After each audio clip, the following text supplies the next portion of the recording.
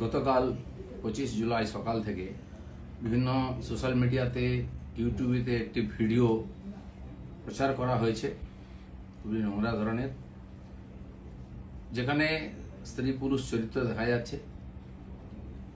তাদের মধ্যে যে পুরুষ চরিত্র তার সঙ্গে আমার নাম যুক্ত করার চেষ্টা হচ্ছে। ভিডিও ঠিক কি ভুল তৈরি করা কিনা, কোন চরিত্র কারা করেছে আমরা কিছু জানি না, কিন্তু এর দ্বারা আমার ব্যক্তি চরিত্রকে হনন করার, আমার ব্যক্তি ইমেজকে ধ্বংস করার এটা খুব প্রচেষ্টা হয়েছে। একটি ষড়যন্ত্র চলছে অনেকদিন, সেই চক্র থেকে এটা করা হয়েছে। সেই জন্য আমার মনে হয়েছে যে এটার সত্য সামনে আসা উচিত এবং যারা এই চক্রান্ত করছে তাদেরকে আইনের সামনে আনা উচিত। আমি পুলিশের সাইবার ক্রাইমেতে সর্বোচ্চ অফিসেতে আমার তরফ থেকে কমপ্লেন করেছি যাতে এই তদন্ত করা হয় এবং যারা এই চক্রান্তে যুক্ত তাদেরকে এক্সপোজ করে আইনের সামনে আনে, আইনের দ্বারা সাজা দেওয়া হয়। আমি অপেক্ষা করছি পুলিশ কি করে। আর রাজনীতি এটা নতুন নয়, এ ধরনের চক্রান্ত চলতেই থাকে।